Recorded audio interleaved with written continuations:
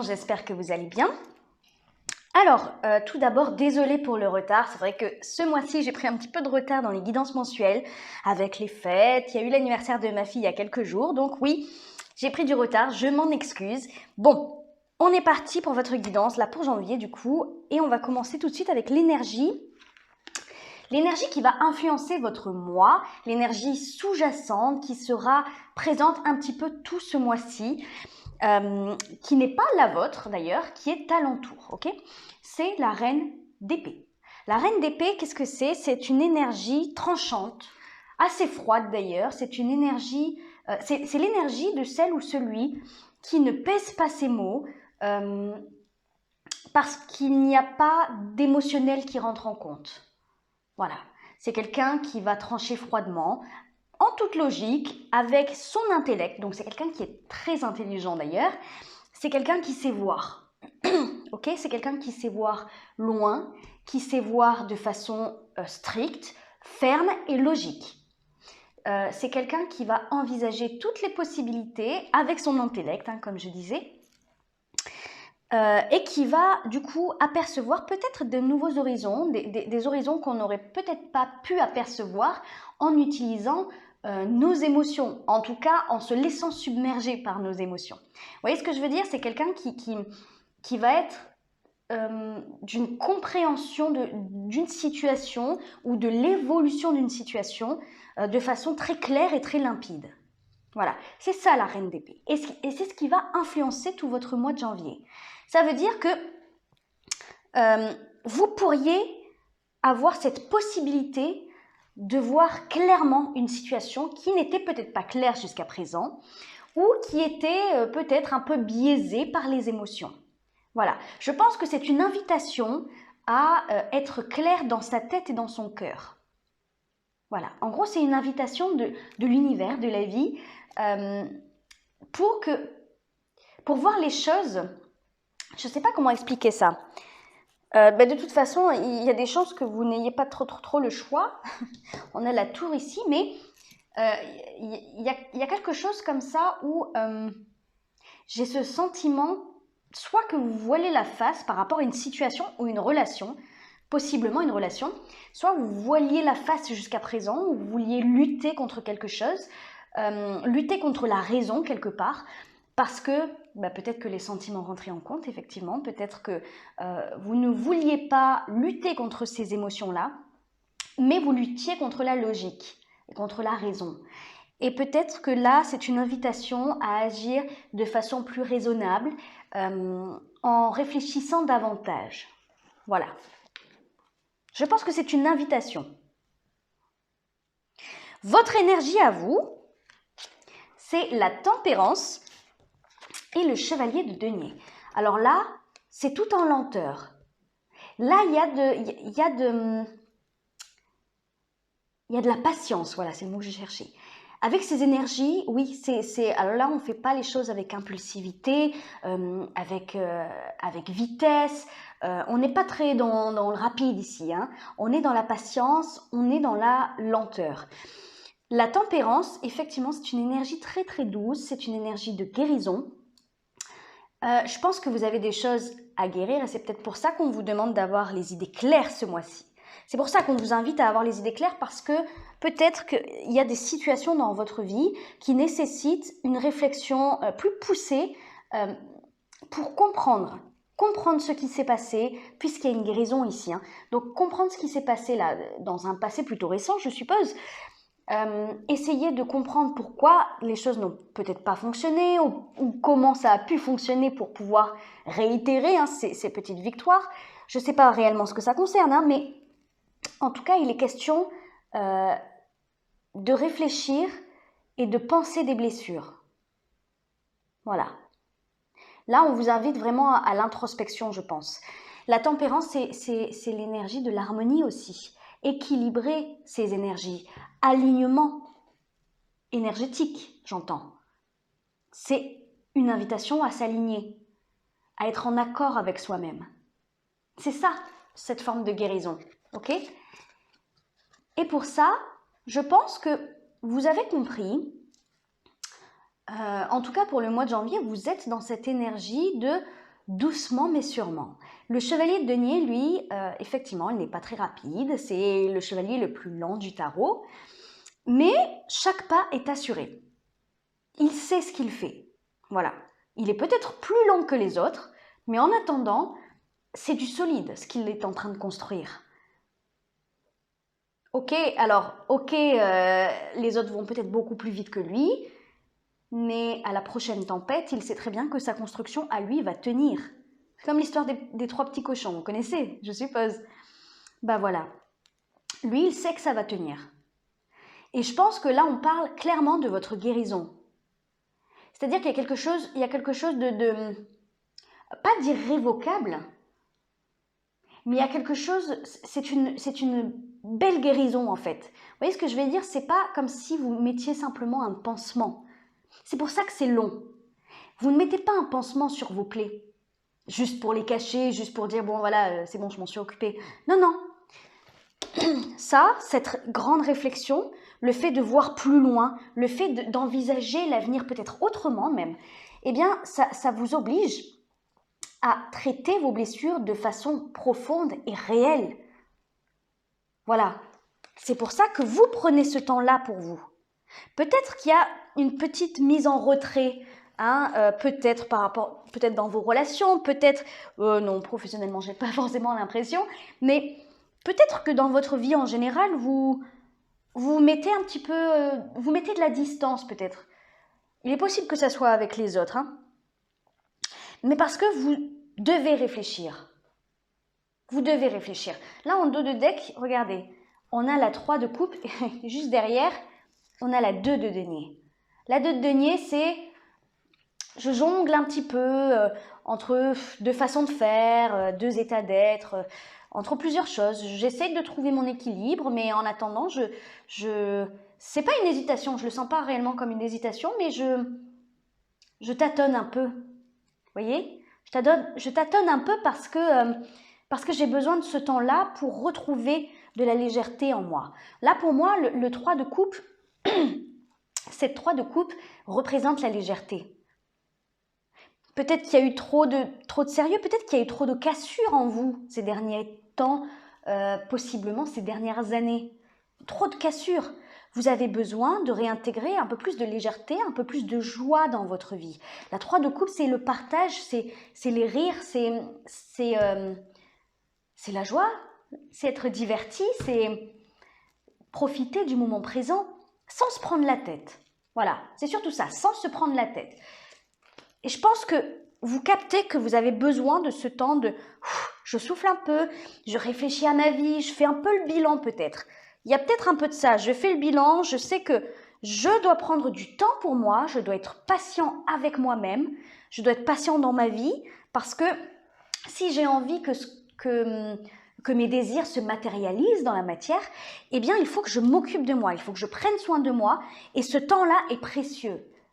Parce que je sais très bien que si je vais trop vite, je vais peut-être faire n'importe quoi, je ne vais pas prendre le temps de régler ce qui a réglé en moi.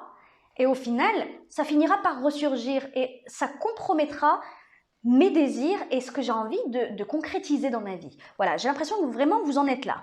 Bon, dans votre vie relationnelle, on a la 8 d'épée et on a la tour. Eh bien, on a la tour. La 8 d'épée, c'est la peur, c'est les angoisses. Vous voyez cette jeune femme, elle est en train de se regarder dans le miroir. Là, dans la réalité, elle est normale.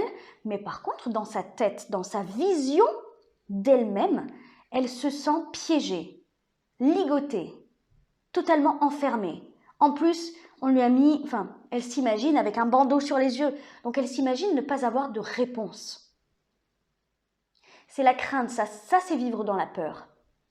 C'est vivre dans la peur qu'il nous arrive quelque chose ou que la relation s'effrite ou que la relation parte en vrille ou voilà. En tout cas, cette peur-là, elle est provoquée par quelque chose de soudain. Je vais en rajouter une tout à l'heure pour l'extension. Donc je verrai un petit peu vers quelle piste je vais, mais en tout cas, la tour, c'est une énergie de bouleversement. Voilà. il est fort possible, pour beaucoup d'entre vous, qu'une relation soit en train de s'effriter, de s'écrouler. Et c'est ça qui vous fait peur. Parce que peut-être que pour certains, c'est peut-être ça qui était très sérieux, peut-être pesant, peut-être lourd même. Vous voyez? Et le fait que cette relation s'effrite, c'est comme... c'est peut-être comme si l'univers... De toute façon, la tour, qu'est-ce que c'est en fait? C'est une tour qui est là depuis quelque temps et qui en fait commence à se fissurer. Mais d'elle-même, c'est comme ça, c'est une fatalité, c'est la vie, c'est l'univers. C'est le destin même, je dirais. Et elle finit toujours par s'écrouler. Mais rappelez-vous quand même que les fondations, les choses qui sont solides dans cette tour restent.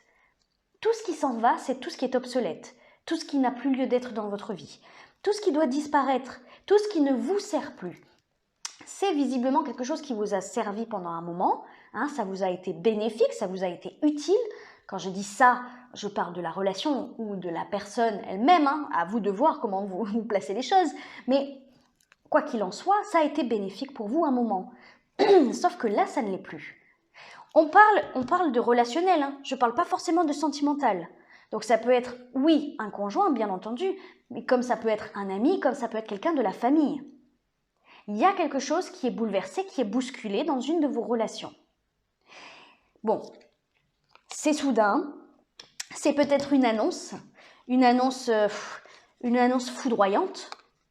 Regardez, c'est la foudre ici, hein.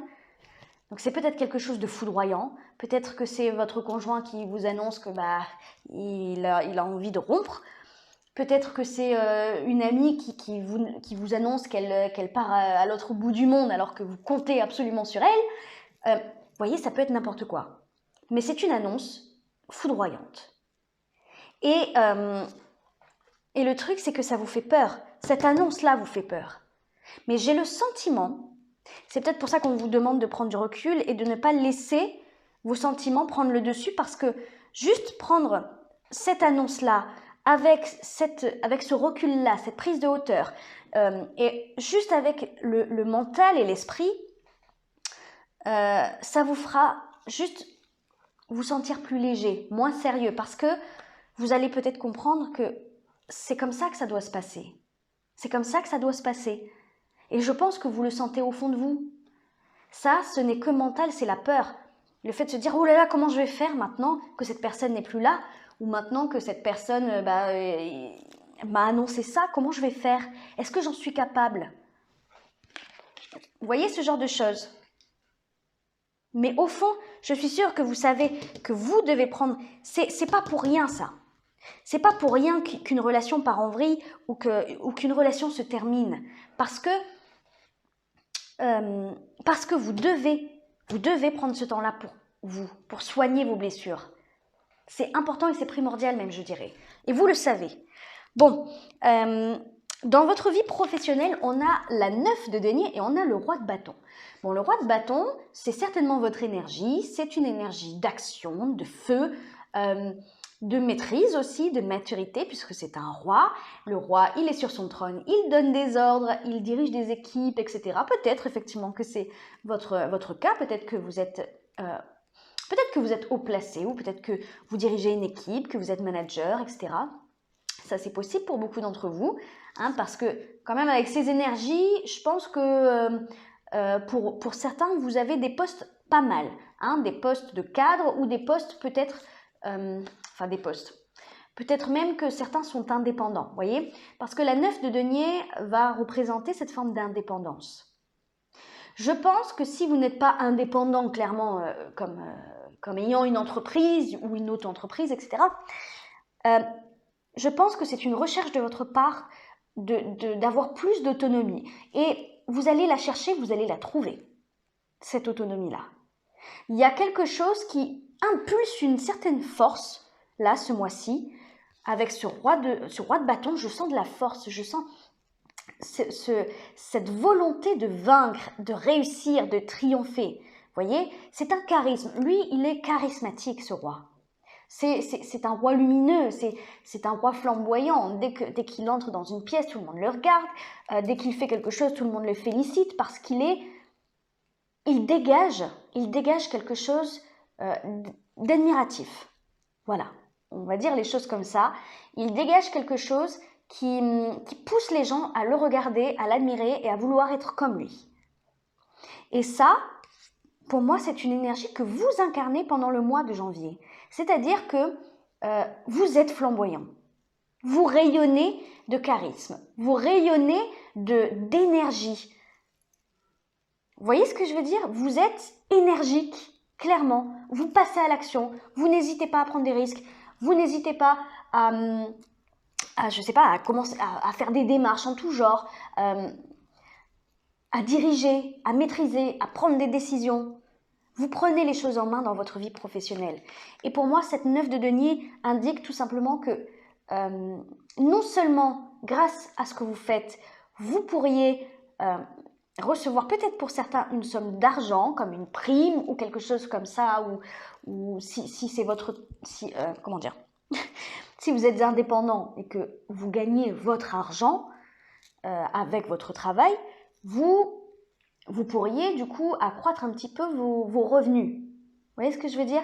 Parce que vous en voulez. Vous avez la gagne, ok? Mais en tout cas, dans tous les cas, cette 9 de denier indique cette forme d'indépendance et d'autonomie. Vous voulez tout casser. Tout casser, pourquoi? Parce que vous voulez être fier de vous. Il y a de l'ego, bien entendu, surtout en plus un peu avec ce roi. Oui, il y a de l'ego, mais de l'ego bien placé. C'est-à-dire que là, pour moi, vous croyez en vous, vous avez confiance en vous et vous y allez parce que vous voulez rayonner, voilà, c'est comme ça. Vous voulez être le meilleur. Vous avez une très très belle énergie. Ça, il n'y a pas beaucoup, enfin... Pour se mesurer à vous, il va en falloir aux autres, parce que là, clairement, vous êtes le gagnant. Dans votre tête, c'est déjà fait. Bon, bah écoutez, super, restez comme ça, c'est très bien. À la fin du mois de janvier, vous avez la justice et la 7 de coupe. La 7 de coupe, moi je pense que à la fin du mois de janvier, en fait, vous vous autorisez peut-être à réagir émotionnellement ou Parce que moi, j'ai l'impression qu'avec tout ça, vous risquez peut-être de vous couper quand même, de vous couper de vos émotions. Parce que ça, c'est quand même, ça risque d'être difficile à entendre, difficile à gérer. Ok? Cette annonce, ce truc un peu bouleversant dans votre vie relationnelle. Donc, vous vous coupez de vos émotions pour prendre soin de vous, pour pas sombrer. Ça, c'est tout à fait possible. Sombrer dans la tristesse, mais surtout sombrer dans la peur. Vous ne voulez pas. Alors peut-être que vous vous concentrez sur le travail.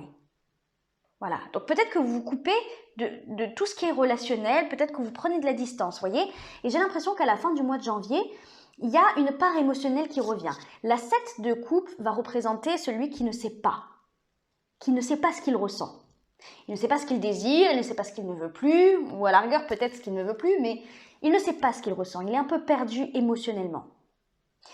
Et je pense que comme vous avez coupé un petit peu vos émotions, à la fin du mois de janvier, vous retrouvez un petit peu ce côté émotionnel et du coup, vous êtes un peu perdu. Forcément, se couper de ses émotions, quand on essaye de retrouver un peu le truc, bon, il faut du temps pour rééquilibrer tout ça. Et c'est exactement ce que vous allez faire. La justice nous parle d'équilibre, d'harmonie, d'essayer de rétablir effectivement cet équilibre. J'avais un autre mot en tête, mais je ne le trouve plus. Vous voyez ce que je veux dire? C'est vouloir être le plus juste possible envers soi-même pour pouvoir être équilibré dans une harmonie émotionnelle et intellectuelle.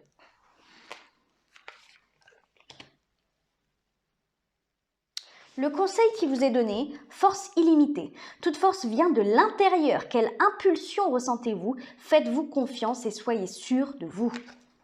Voilà, quoi que vous fassiez ce mois-ci, soyez sûr de vous. Mais de toute façon, je pense, surtout ici dans le professionnel, clairement, on vous conseille d'aller dans cette optique-là. J'ai confiance, j'ai la hargne, j'ai la rage de vaincre. Vous allez réussir. Ça va vous aider. Bon, allez. Comme tous les mois, pour ceux qui commencent à me connaître, je propose une extension à cette guidance. Donc dans l'extension, en fait, j'approfondis le tirage. Le lien est en description en dessous de la vidéo et vous atterrissez, ouais, c'est ça, directement sur mon site internet. Voilà, allez, on va aller rajouter les cartes pour faire l'extension. Allez, donc l'énergie qui va influencer votre mois avec la reine d'épée. Qu'est-ce qu'on peut rajouter avec la reine d'épée? Waouh! Valet d'épée. Ah bah oui. Ah oui, non, mais c'est... Oui, c'est exact. Ok. Allez, dans votre énergie à vous... Les amoureux. Au niveau relationnel, la 3 de denier. Ok. Au niveau pro, le pendu. Oui, ok, je comprends mieux. Et vers quoi vous allez? L'empereur. Waouh. Waouh, waouh, waouh. La reine de denier en dos de deck. Vous êtes déter, hein?